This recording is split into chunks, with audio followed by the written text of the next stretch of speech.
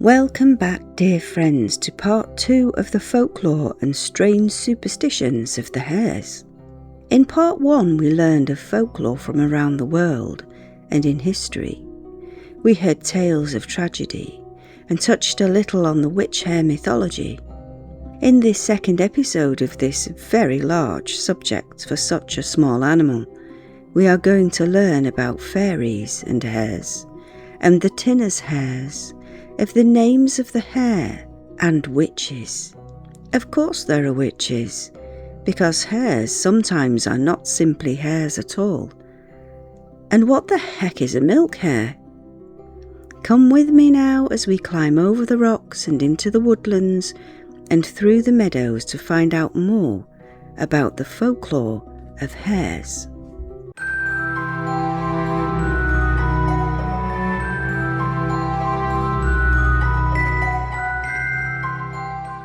After part 1 was edited, Marc and I were chatting, and he told me about an experience that he had randomly had with a hare in Wales, in the Brecon Beacons. At the time he was working with the RSPB, the Royal Society for the Protection of Birds, in the Freethlands, on the hillsides, working as an assistant biologist, surveying breeding bird territories, mainly whinchats and tree pipits. He had finished working the hillsides one day and was waiting in a quiet lane for a colleague to collect him. It's a very empty land. It was late afternoon, not a soul in sight, a complete wilderness, and he sat in a gateway opposite a small woodland. He noticed from the corner of his eye on his right-hand side something coming closer along the lane. It was a hare. He expected it to run off into one of the fields as it noticed him, but it didn't. Instead, it tentatively came closer to him, and closer, until it could slowly sniff his leg. He said it wasn't really that bothered, just curious. It had come off the lane to come and look at Marc and sniff. Then, when it seemed to realise that he was no threat at all, it turned, lolloped back onto the lane, and carried back on its way. He felt a complete sense of awe and privilege. As Marc was completely immersed in wildlife studies at the time, and most of the team were always far, far away from any population in Wales, his and all of their attunement to the land and the creatures had become intense. It's just a little story, but it made me think of how rushed our lives are now, so full of noise and chatter and overstimulation and the feeling of needing instant results and targets and algorithms and AI. And it really made me think, we are losing the ability to be slow, losing the appreciation of slowness that we need as human animals.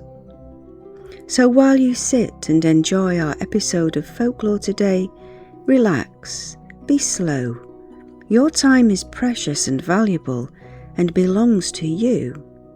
All of that being said, sit back, relax, get your favourite brew or beverage, grab a piece of cake even, maybe some biscuits, and let's carry on along the lanes, the countryside lanes, with our friends the hares.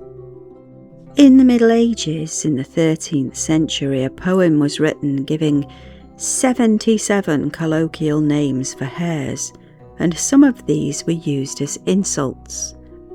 This was translated by Seamus Heaney from Middle English to Modern English. It is a fascinating piece of text I will recite in a moment.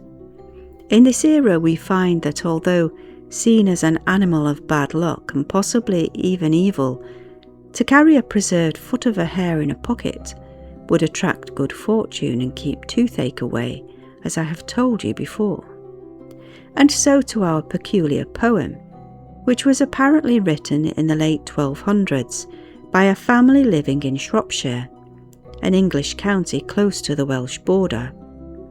It is believed that the poem is a ritual to be quoted by a hunter once seeing the hare and the reciting of the poem and the names of the hare would endow power over the beast.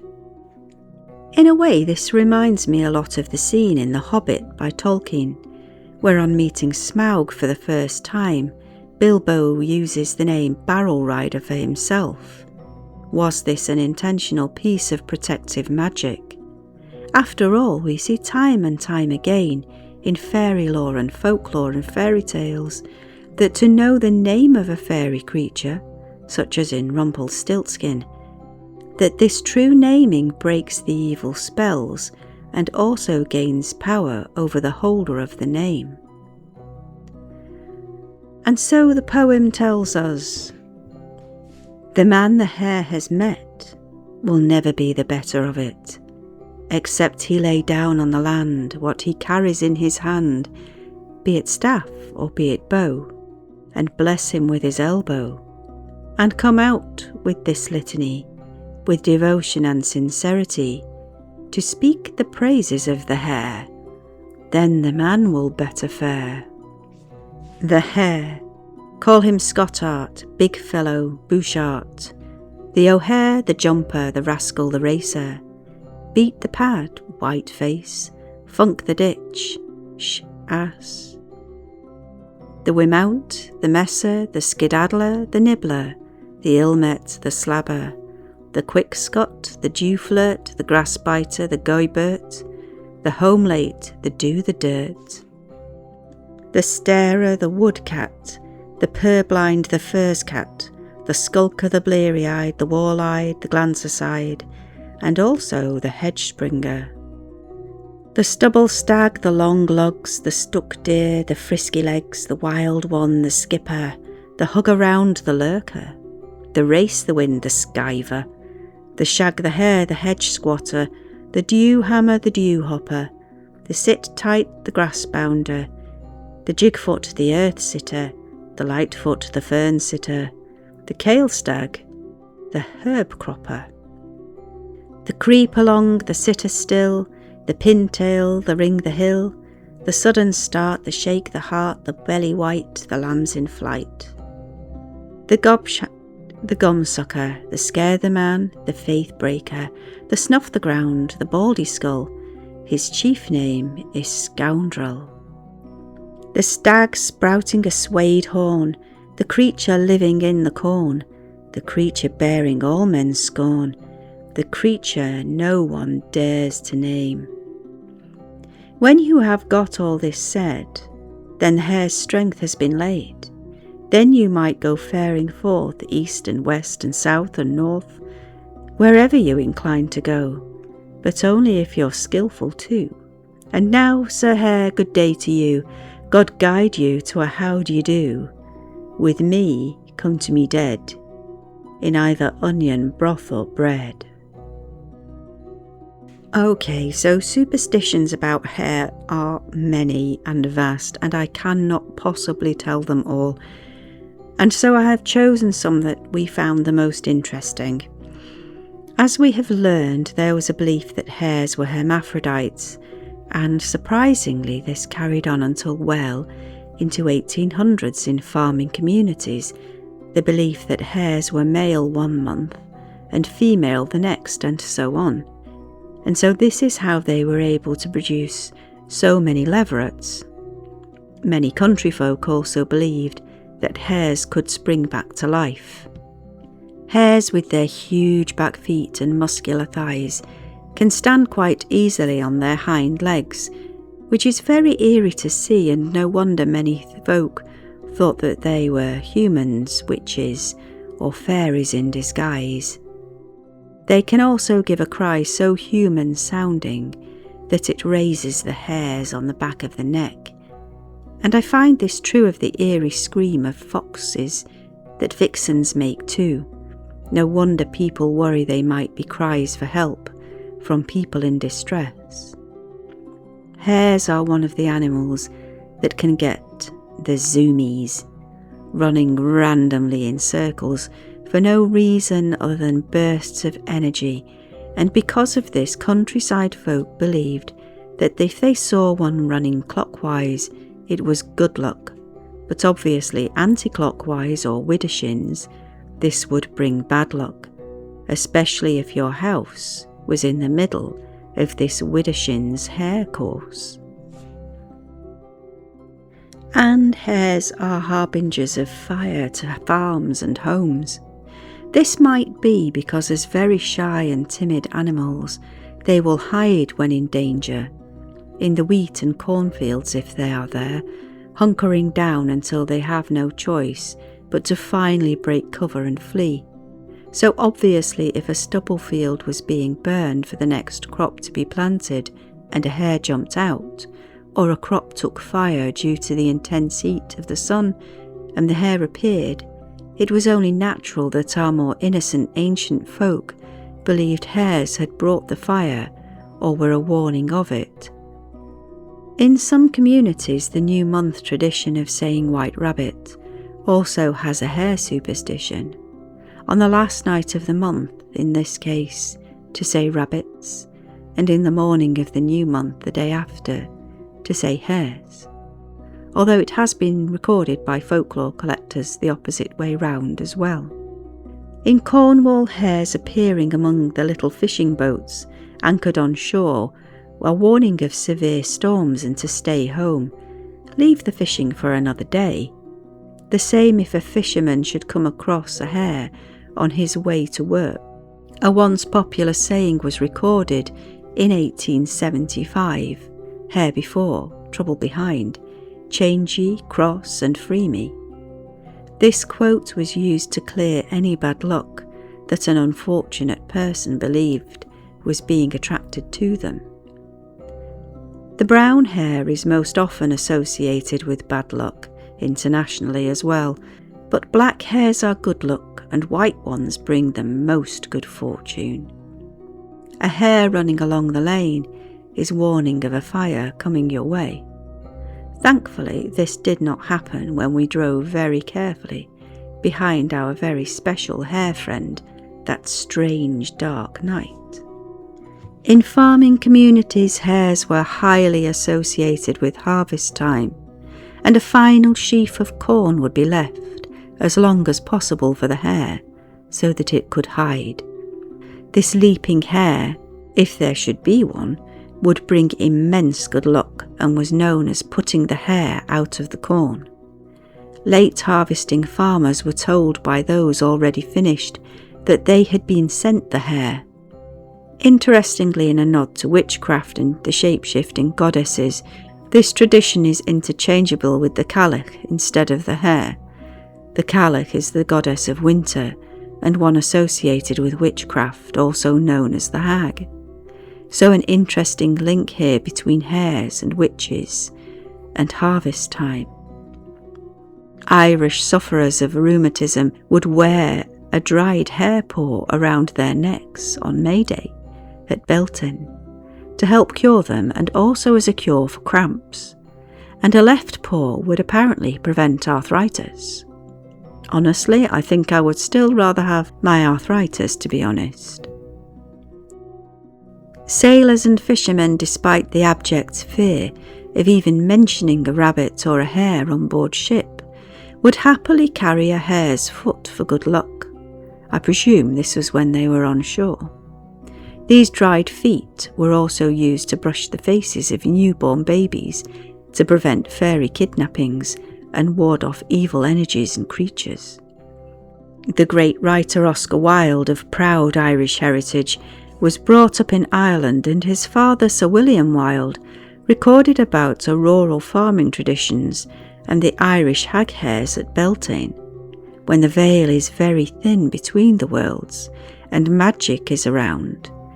And he says on May Day, if they find a hare among their cattle, they endeavour to kill her out of a notion that it is some old witch that has a design upon their butter. Hares, witches, milk, cream and butter. We will talk about that subject later, and believe me, there is a lot to say about it. In the previous rabbit episode, we looked at the beautiful Tinner's rabbit's design, as we know of them here in the southwest of England. However, these are also known as the Tinner's Hares, again that crossover of rabbit and hare folklore and stories and artistic interpretation. There are 3 hares, or rabbits, running in a circle, and with what initially looks like a single ear each, forming a centre triangle. Or are there only single ears? Looking closer, they do have 2 ears, but one is back and one is slightly forwards. And yet there are only ever 3 ears. This beautiful symbol is found in churches and medieval buildings decorating ceiling bosses. So what is it all about? The 3 hares occurs right across the whole of the Middle East, China, Europe and East Asia, although its true origins are actually unknown. It is believed the inclusion of it within the church buildings is a nod to the Holy Trinity, and the hares are symbols of fertility and rebirth, with the belief that hares could also self-breed also. Maybe there is a link to the Virgin Mary. In Devon it appears so often that it has become a common design for artists and artisans. Why the intense amount of triple hares we cannot know. The reason is lost to time. And why Tinner's hares? Well, in Devon on Dartmoor, some of the finest tin was mined, and it could be that as a symbol recognised in abundance on Dartmoor in the churches, that the mining communities adopted the hares as a mark of quality. Maybe, but it is a lovely nod to both the mining history of Devon and also the circular beautiful hare motif of the churches. To fairies, spectral beings and hares now. In Ireland, the hares are connected to the fairy folk and paganism, as in many places, and those who harm hares suffer dreadful harm as a punishment. Moving to England now, there is an interesting account from 1902 in Carlisle in the Lake District of England of a fairy hare being captured. A Mr. Cowper and a Mrs. Hodgson, local social historians and folklore collectors in the early 1900s, collected stories and tales from this area. London Westmoreland Antiquarian and Archaeological Society. She wrote, "There was a fairy that looked like a hare. It was a real fairy, but a man caught it for a hare and put it in a bag and thought he would have a nice Sunday dinner. While it was in the bag, it saw its father outside, and he called to it, 'Pork, pork.' The hare fairy in the bag called out, 'Let me go to my daddy.' Then the man was angry and said, 'There, go to thy daddy,' and it was away to its daddy, and he was very much disappointed at not getting his Sunday dinner." This collected tale by Mrs. Hodgson is very similar to a Dartmoor tale from Belstone, collected by Ruth St. Ledger Gordon and published in her book The Witchcraft and Folklore of Dartmoor of 1964. She was told by an old man that his father and a friend were taking a snared hare back home when a loud voice came from the direction of nearby Coston Hill. "Jacko! Jacko!" it yelled. The captive hare jumped up and cried, "That's my dad calling me." The two fellows dropped the snare and ran for it, terrified. Eventually, they plucked up the courage to go back and see if the hare was still there. Of course it wasn't. So the fairy hare must have run back to its dad on Coston Hill. I love flowers from the fairy gardens, flowers that attract fairies or have a fairy association. And I have a lovely episode of fairy flowers for the fairy garden. One of my favourite flowers that come from the fairy garden is Campanula rotundifolia, the harebell. This pretty blue-violet coloured delicate flower gained its name from the folk belief that the flowers rang like little bells to warn the hares, or disguised fairies, that hunters or predators were close by. Its other names, fairies' thimbles, witches' thimbles, devil's bell, denotes its connection to magical arts and otherworldly beings.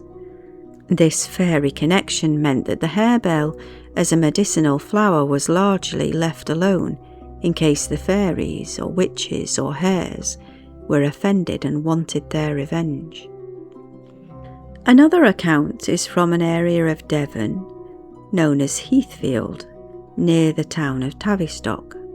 Now this is a lovely area of this part of the countryside with happy homes, but once considered a gloomy and desolate place, and a place too that was so eerie and spooky that many people from all around swore blind that it was haunted by demons, by pixies, who knew, but definitely by strange music that would drift in the mists and hang on the damp air. And so nearby to this area an older woman woke, thinking it was morning, and set about her business of the day, not realising her mistake because it was actually still night-time. Now this might seem strange to us, but in a time with no clocks and often at certain times of the year here, day and night blend into one, it is quite understandable that she had no idea of the correct time.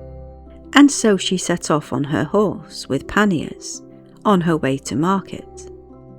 Along the lane she began to hear the baying of hounds getting nearer and nearer to her, and now a hare leaped onto the top of the Devon hedge beside her. This was too much temptation. She loved a hunt as much as anyone, and at the height of a horse she was level with the top of the hedge and level with the hare. Now she simply reached out, grabbed the animal, popped it in one of the panniers, and carried on along the lane. She had not trotted too far along, now reaching Heathfield, when she saw emerging from the mist, galloping at speed, a horse. But this horse had no head, and on its back was a black rider, frightening to look at with horns on his head, and then she saw cloven feet in the stirrups. Mary Colling, a local poet, wrote of the sight of hounds on Heathfield seen to rise, with horned heads and flaming eyes. At the sight of all of this, the woman knew exactly who this was out hunting, and her breath caught in her throat. And now the whole entourage stopped in front of her, and the devil now asked her had she seen a hare, and if so, which way had it run. The woman was not prepared to give up her prize of a nice juicy hare. No, she told the Dark One, she had seen nothing. And so the devil rode on with his horse and his hounds. Once safe from this vision of hell, the pannier with the hare began to move.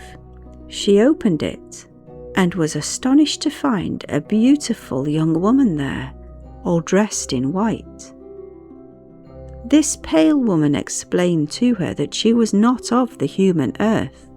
Her spirit had been condemned for a crime in her human years to spend eternity let loose on the earthly realm in the shape of a hare, forever hunted by the devil until a time that she could get behind the tail of the devil and the dogs, and then pass her, not knowing where she was. Of course, unwittingly, the woman on her horse and with her panniers had helped just this thing to happen. For saving her soul, the spirit blessed her with good fortune. Everything now would come good for her. She would even win any argument and any deal. But, the spirit cautioned, never complain even once about tithes to the church, because to do this would draw the attention of the devil, and he would realise her cunning and how she had tricked him, and he didn't take kindly to being tricked himself. With this the pale lady vanished, and from that day indeed good fortune followed the woman, and she never did complain about anything. From Ireland we have some more fairy hare tales. Once, a man called O'Sullivan loved to walk along the hills and hunt with his dogs. One day while walking he came across a hare. He sent the dogs off to give chase, and he himself ran along, easily keeping pace after them. This hunt went on for hours and hours but gave no prize. The hare disappeared into a thicket. O'Sullivan stopped and called his dogs to walk home, but as he started, a voice from behind him called him back. He turned. Standing on a rock was a most beautiful woman, all dressed in snow white. She asked why did he follow her hare. He replied it did not belong to anyone, and she smiled at this and offered him a mug of milk. As soon as he drank a little of the liquid, he was transformed to a bird and flew back to his home. At the house, the lady of the house caught the bird in the room and killed it, and it was only now that O'Sullivan regained his own true form and could explain the whole strange story. So at last we come to probably the largest body of study that we had to do, and one that is utterly fascinating how the stories are so many and over such a wide area of countries. To be honest, we could do a complete episode just about witches and hares and shape-shifting.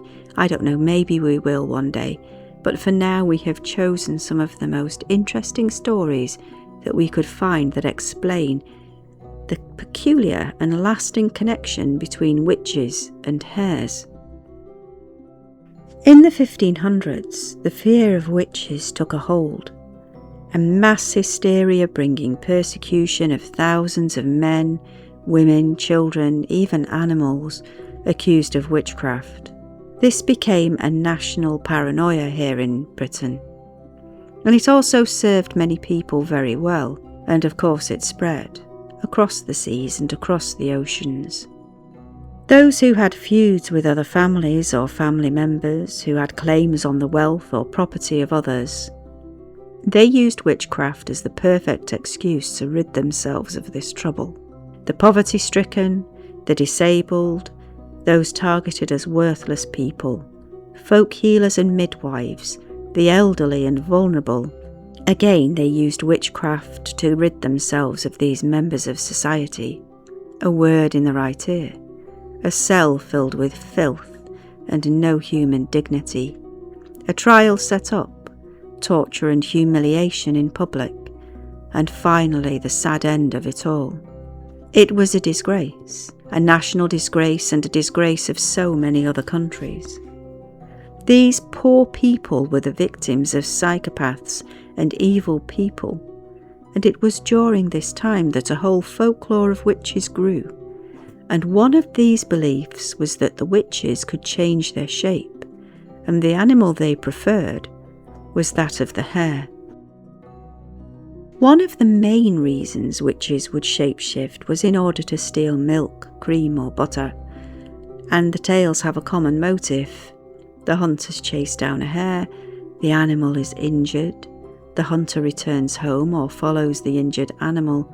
It turns out to be one of his own family members or a recognised member of the community that has a wound in exactly the place the hare did.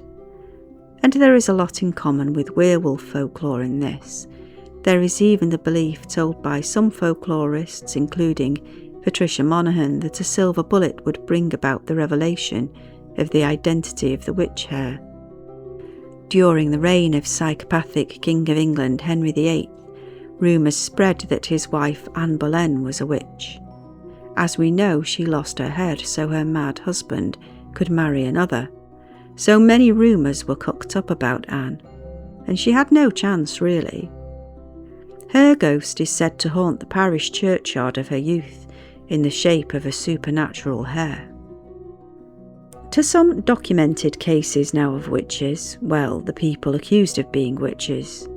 In Northumberland in 1673, Anne Armstrong gave testimony that at a coven meet, another of the fellow witches, Anne Bates, turned into the shape of a hare, and then a cat, a greyhound, and even a bee. This was done, she explained, so that Anne Bates could impress the devil with how many shapes she could take. Following this, other coven members changed to the shapes of hares. Scotland has a tragic history of witch persecution, and some of these became more notorious than others. Isabel Gowdy, the famous Scottish witch from Aldern, at her trial in 1662, that in order to become a hare, she only had to recite the words, "I shall go in till a hare, with sorrow and sich and mickle care, and I shall go in the devil's name, I will come home again." And to remove the spell, a chant of "Hare, hare, God send thee there, I am in a hare's likeness just now, but I shall be in a woman's likeness even now." Regarding Scottish witches, we have good friends who are involved in acknowledging the forgotten witches of Scotland, and I will place a link in the description below where you can find out more about this fascinating and tragic period from Scotland's witch history. Remember I told you they would be more about milk, cream and butter? Well, there are so many folk tales of witchery hares being seen or caught stealing butter or taking milk directly from the cow's udders, leaving the cow completely depleted. Irish lore tells us of a farmer whose cattle are lacking in milk one day in the dairy. He finds out the milk is being sucked from the cows by a witch in the guise of a hare. In the tales, usually this hare is white or very pale in colour. The hare is wounded, usually by gunshot. The hare escapes with a flesh wound, and so very easy to follow the trail of blood. This trail leads straight to the home of an old woman, a neighbour, who is there nursing a wound exactly the same as the hare received. And this form of folktale was told of the famous witch Nancy Maloney in Ireland. At Ballachley and Caithness, a witch could be found with the nickname of the Raven. She had gained this name thanks to another woman who had come to her humble home to ask advice. At the cottage she could not find the wise woman, but only found a raven that was raking the grass all around with a piece of heather. The visitor took this to be the witch in form of a raven, and at the peculiar act of raking as the concoction of a spell. This raven witch had been sighted in another form too, namely that of a hare, seen among the farm cattle, and then a strange lack of milk. As with so many other tales, no dog could catch this hare, as she was so fast in her escape. Before long the butter and the cheese began to run out. There was just not enough milk to churn and work the dairy. Enough was enough. One of the men set a trap, a snare held by rowan wood, a tree dangerous to witches. And the snare worked, the hare was caught. But by the time the farmer had got to the trap, the hare had changed back to a human woman. This was the local woman who was spoken of as a witch. She was forced to leave her home and the area, but the man who had caught her and revealed this woman to be a witch was now cursed also. Bad luck followed him everywhere he went, and with every venture, and eventually he lost his life in an accident in the Thurso River. The Irish poet Jane Wilde, with her nom de plume Speranza, gave us another tale. A tailor was travelling home from a wake in the very early morning when it was still dark. As he walked, he noticed in front of him, as he came nearer to it, a hare, bold as brass, and not moving one step away from him. He raised his walking staff, and as he did so, a voice was heard to say from somewhere, "Don't kill it." But he hit the animal 3 times hard, and always the repeated, "Don't kill it, don't kill it." On the 3rd strike, the hare lay lifeless in the road, and at this a weasel, larger than most he had seen, sat up nearby and began to spit at him. Terrified now, the tailor took the hare and ran for it straight back to his home. Once there, his wife was worried to pieces as he looked so frightened. He explained everything, and she now understood. He must have upset a great witch. They both took the hare and buried it deep in a grave. Hopefully this would be the end of the matter. But it wasn't. Within a day the man lost his ability to speak, and within a week had passed away altogether. The locals looked at one another. The hare witch had had her revenge. Lady Gregory wrote in her book Visions and Beliefs of the West of Ireland a history, not from Ireland this time, but from Somerset in the west of England. And this was the witch trial of an old lady in 1663, the trial of Julian Cox. One witness at the trial recounted that a huntsman with hounds went out to catch a hare and found one near to Julian Cox's home. The hunter's dogs chased this hare until it was exhausted, and then he saw it head for a bush. With hounds on one side, he made for the other to wait for the hare to appear and grab it quickly before the dogs could get it. But when he did grab for the hare, he found that he had in his hands instead Julian Cox, her head to the ground and her eyes looking up at him. Recognising her, he was so shocked that his hair now stood on end. He gained the courage to ask what on earth was she doing here, but she was too breathless to answer him. The dogs by now were also there and sniffing the old woman. The hunter abandoned the hunt, and the dogs left for home. He was still terrified. At Little Breedy in Dorset, also in the West Country, 4 farm workers and their dogs left for their usual hunting. The dogs were all of the long dog breed, peculiar to Dorset. And as they usually did, the 4 men would finish working in the fields, leave their tools at the home of an old woman they knew at the Valley of the Stones, and head out with the dogs into the countryside. The old woman lived alone, apart from the community.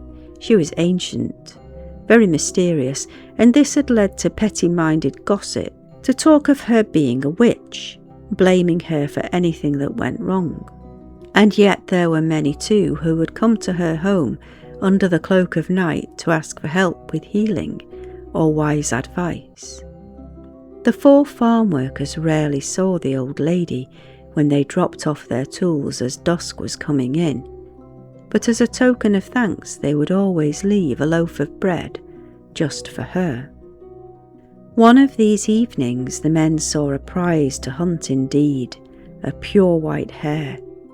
It was running over an open field as if flying. It moved so fast, and then it fled for the shelter of a small clump of trees. To catch this hare would be sport indeed, and not only that, they would be famous as the best hunters around. But this hare was much too fast for their dogs. They could not catch the hare in the usual way, and so they decided they must come with a plan more cunning. It was a September evening when this plan came into effect. Typical for England at this time of year, the night was misty, with damp in the air and a huge harvest moon rising over the ridgeway. And now they saw the hare, near the trees. Some of the men sent their dogs to scare the hare to open ground. As it saw them, it took off zigzagging across the fields at tremendous pace, so fast that the dogs were having a hard time keeping up. The hare was heading now towards a break in the hedgerow, and now as she passed through it, the other men were there waiting with their dogs in that field, and they loosed them now to join the chase. The dogs caught the hare and tore at it, blood spattering the faces of everyone. One of the dogs tossed the animal high in the air, and the hare landed on top of a thick hedge. The hare gathered what was left of its strength, used the very top of the hedge to escape, over the brambles, the sharp sticks and the branches.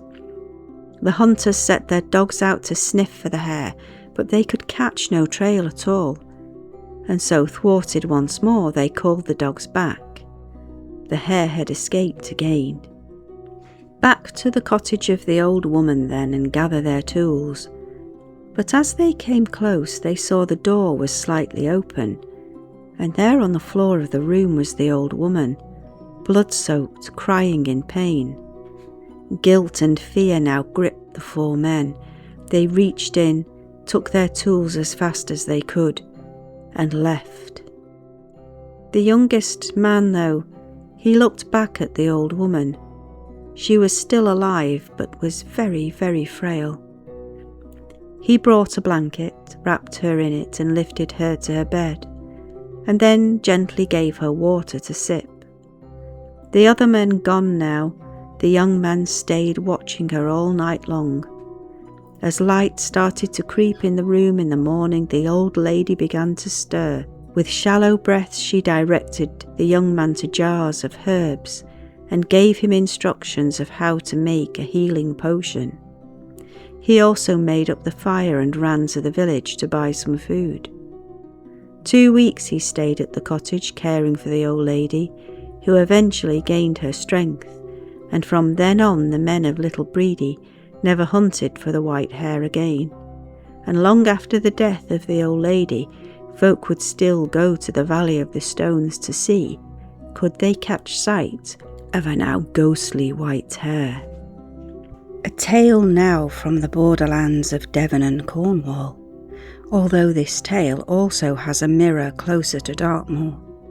And this tale is of an older lady who lived in a poor little cottage with her grandson. As the poorest of the poor, this little family had come up with a plan when they were in dire need of some coins. The little boy would rush to the lord of the nearby manor and tell him that there was an enormous hare in one of the fields, perfect for the hunt and perfect for the table. The boy would be tipped to 6pence, and the hunters and dogs be sent out. And this happened over and over, until it began to dawn on the hunters and the lord that there was something a bit suspicious about this constant turn of events. And so a meeting was held, and everyone concerned, and also the neighbour of the woman, a clergyman and the justice, and a plan was put together. As soon as the boy and the woman would leave their humble home, the neighbour would run to the manor to tell them that the plan was afoot. And this happened.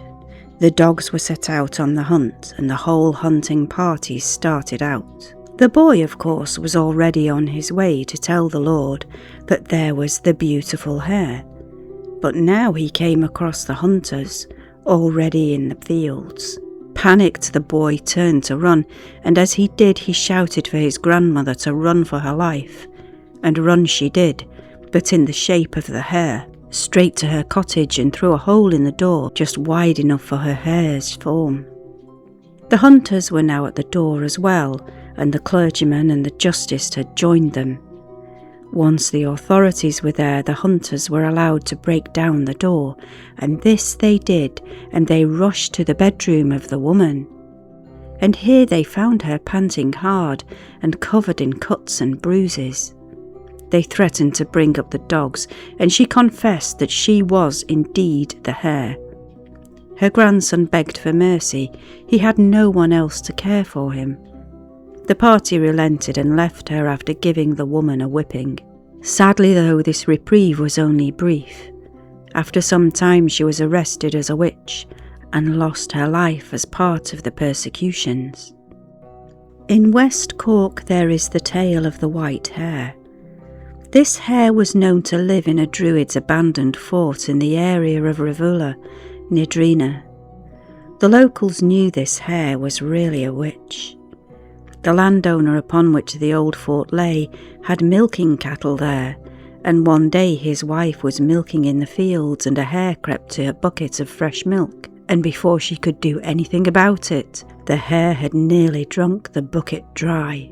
And so the huntsmen were called to hunt for this hare, with dogs famous in all the area for their speed and prowess. But when the dogs saw this hare, they didn't want to give chase, because they knew instinctively that something was not right about this quarry. The huntsman commanded, though, and the dogs took off.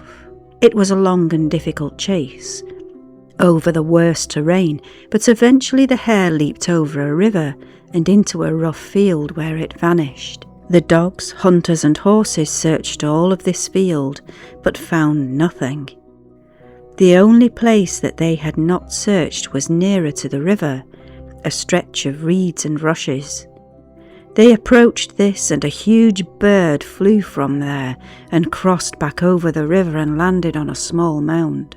The huntsmen looked at each other and then back at the bird, but now it was not a bird, it was the strange hare. And so the chase began again. The hare ran as though it had not even been running for hours before. This was just not natural. At the Druid's Fort, the hare stopped at the entrance, took one look at her pursuers, and leaped into the hole. Now the dogs set to digging the hole to make it larger for their bodies, but a sound came from deep in there, and emerging from the hole came a huge dog with large pendulous ears and enormous eyes. It bared its teeth, and all of the party of hunters and hounds and horses were terrified. They all ran for their lives, and never would they hunt for the hare again. A final witch hare story now, and honestly there are so very many, but this is one of both mine and Marc's favourites, coming from Dartmoor, and indeed is in one of my Dartmoor episodes in full. But I will give a little version of it here.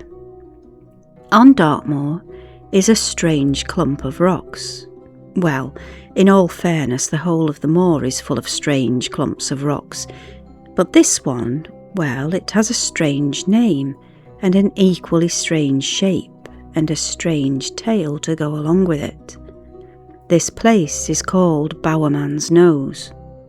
Once, long ago, there was an arrogant and boastful fellow called Bowerman, the type of man who some lads worship, and most older folk roll their eyes at when he enters a room. Bowerman was known as a great hunter. No quarry he chased would be left until he had his prize.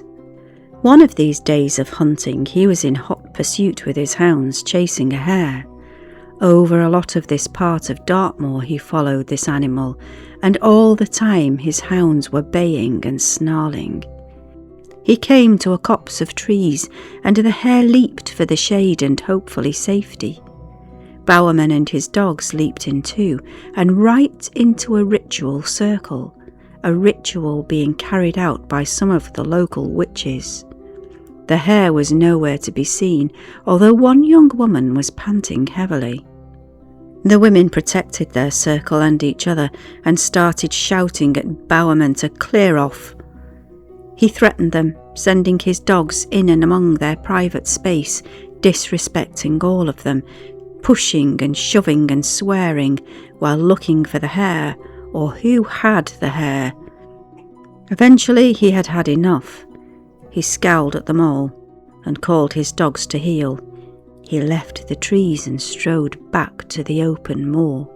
The witches were livid. They had enough of Bowerman already and his threats. This was the very last straw, and so they devised a plan. It was not too long after that Bowerman was out on the moor hunting again, dusk creeping in and the wind chill on his cheeks. And now he saw a hare. Perfect. He set his hounds to the chase. Long he chased the hare, running over the bogs and running and chasing over the tors and over the boulders, until, breathing hard, he reached the brow of a hill. And there in front of him were the witches, waiting for him, and he was now the prey. And so began the chanting that caught the wind and swirled around him. He could not move, not one muscle. The spell rove around and around, and in and out of him, until he felt like stone, and then realised he was turning to stone. And finally, that was all that was left, a large stand of rock, in the shape of a man, in the shape of Bowerman. And his dogs? Well, all around this stone are lumps and boulders, his dogs that were also turned to stone. The witches of Dartmoor had their revenge, and Bowerman's nose stands there still. Now, I wasn't sure whether to include this section with the folklore of countries, but in the main the stories are about witches and witchery goings on, and milk and cream again, and so here we have witches from Northern Europe, and the stories of the Milk Hare. In Scandinavia, hare were believed to suck milk from the cow's udders, as they are believed to do here in Britain. The folklore changes slightly though with each country across Scandinavia. In some, such as Germany and Denmark, the hare is a witch, set upon stealing the milk in her shape-shifting form. Germany's witch hares though could also stick a knife or an axe in a doorpost and milk the cows supernaturally this way. More northern countries, and including parts of Britain, the witch could not only change her own shape, but also create a strange creature to steal the milk, the milk hare. So women changing to hares and women creating hares, two very interesting concepts, and we have learned so much about shape-shifting. So to Sweden we go now, to look at the creation of milk hares. It was told around the turn of the last century of a woman, Magnus Tilda's mother, and she was regarded as an Easter hag, who had two milk hares, one large and one little. It was said she had made them from rags, knitting needles and heddlewithes. Heddlewithes, or heddlewithies, what are these then? Okay, so I did a little research, and they are withies, as we would call them in English, bendy twigs. For this purpose usually birch or willow was used for the milk hares to magically siphon milk from the cows. These weird animated things would go to milk other folks' cows and return to the witch to spit out the milk into a bowl or kettle. In another account it was told the milk hares would be made from anything the witch could fill with her intention, and in some cases this would be wooden pegs and the leg of a stocking. The witch would then start the magic by dropping a little milk, stolen from her neighbour's cows, into the stocking, and then command the thing out, suck the milk, bring it back to the milk bowl. This seems to be a much quieter form of milk theft than the chasing of hare thieves. More internal, more homely in the home of the witch, more indoors. It was recounted, again in Sweden, of a milk hare created using 9 different colours of wool, which was animated by a single drop of the witch's blood, and the command given, "I give you blood, the devil gives you courage, you shall run for me on earth, I shall burn for you in hell." In other observations, milk hare creation included adding hair from the witch, nail clippings, wood shavings, and then the intention set and the ritual carried out. There are also tales told of people who have watched this process and tried to copy what the witch has done step by step, and yet failure only happens. The false milk hare only comes back full and spits out cowpats. Milkmaids dreaded the milk hares. To ward them off or trap them, they would lift the hem of their long skirts and bite the hems. Only then was the milk hare stopped in its tracks. Other measures were to take its excrement and boil it, which is gross, lock it up safely, or shove it in a hole.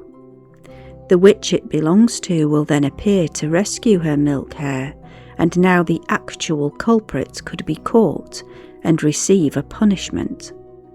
Another form of sending the magic back would be to catch the milk hare and hammer a nail into its excrement, or whatever that looks like, and this would send the pain of the nail back to the witch. It was, after all, a part of her, this milk hare thing.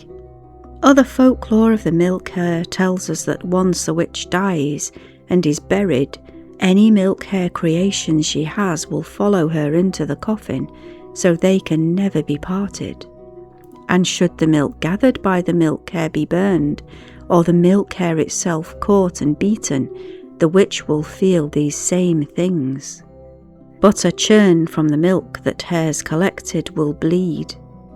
There is an eternal connection between the witch and the milk hare. It was given life from a drop of her blood, and so is a part of her. Milk hares are a strange thing, aren't they?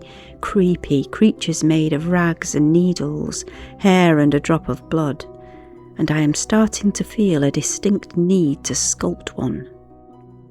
In the collected folk tales from Era that we love so much and are such a great help with our research, there are many instances recorded of hares and witches, only natural of course, as the folklore in Ireland was so very strong in rural communities, and I shall narrate the stories verbatim collected here as I'd usually do, without change because they are perfect just as they are. There was a certain woman in this district who was supposed to hear all about the above named. Every May Eve she could turn herself into a hare and creep out the window like a butterfly. Early on May morning she used to get a spancel, a stool and a bucket, and go out gathering the dew of the daisies. She used to milk with her 2 hands as if milking a cow. Whatever fields she went into, the cows belonging to the farmers who owned these fields gave no milk that year. She would not lend anybody a drop of milk on any May Eve or May Day. Another time this same woman went into a forge. The smith happened to be eating his dinner at the time. Suddenly she took a boiler full of forge water. Nobody knew what she wanted that for or what charm it held for her. These are true stories. I have not got sufficient details though. There was an old woman in Kilmarley who could turn herself into a hare. This woman could take the butter of the neighbour's milk. One day there were people churning, and up to the door came a hare. She was about to go in when the dog of the house gave chase to her. Then the people who were churning followed the chase. The dog chased her into a house, but when the people came along they could find no hare in the house. All they could find was an old woman lying in bed. Long ago, tailors used to travel from house to house, sewing for each family as needed. One tailor was at work upon the table when the man of the house on May Eve brought in a tub of water and left it in the kitchen floor. He jumped into it and jumped out a hare, and off with him through the window. The tailor suddenly thought he'd like to follow and see what the other fellow was up to. So in he jumped to the tub. Out he came a hare, after hare number 1. He arrived at a certain field in which were gathered a number of hares, and he decided to watch proceedings from the ditch. So he did. Very soon the old boy appeared in their middle and addressed the gathering by saying they couldn't do any work tonight as there was a black sheep among them. He told them to go to their respective domiciles. Off the lad on the ditch started and made for the house, arrived in the window, into the tub, and out of it a tailor. He emptied the tub then and placed it in position. In came the second hare, but he hopped into the tub and found it empty, and hopped out again, still a hare. He had to live as a hare for 12 months, until May Eve came again, and until the water was put into the tub. Long ago, servants who looked for work were called the Persian. Miles and miles they travelled, looking for work and good wages. A small boy was among those servants. He was a skillful worker. This day he went into a farmer's house, and the farmer said he would hire him to herd his sheep. He told him he should be up very early morning and driving the sheep, and whatever animal would be with them, he should drive it in also. This morning a hare was with them. He did not know what to do. He said he'd drive in the sheep first, and the farmer had a net on top of the hill. The hare got caught in it. He went up and brought down the hare.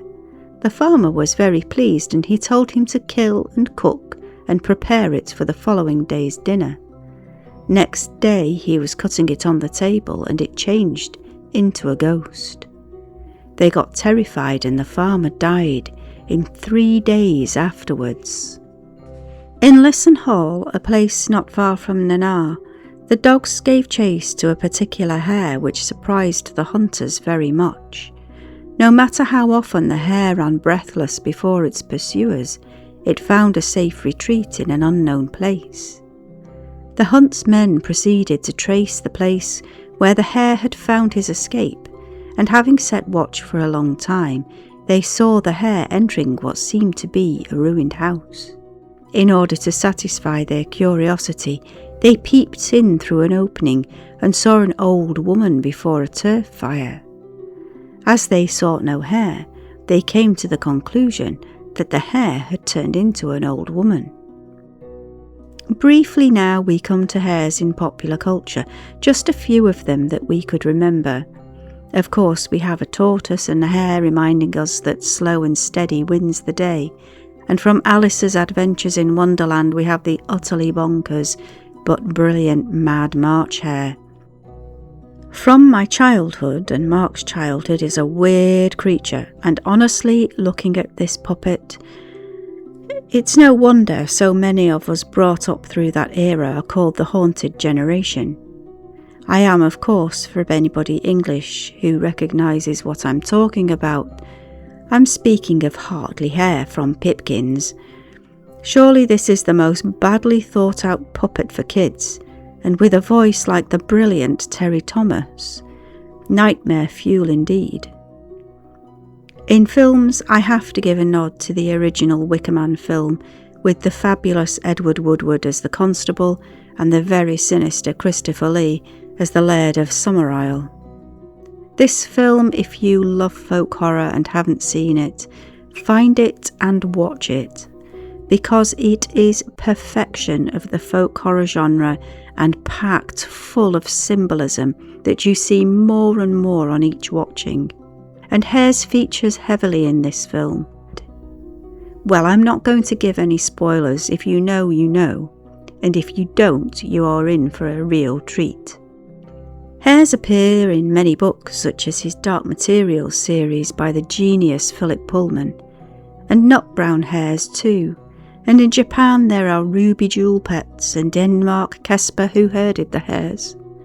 I couldn't find so much as with rabbit, but the instances I could remember are pretty memorable, aren't they?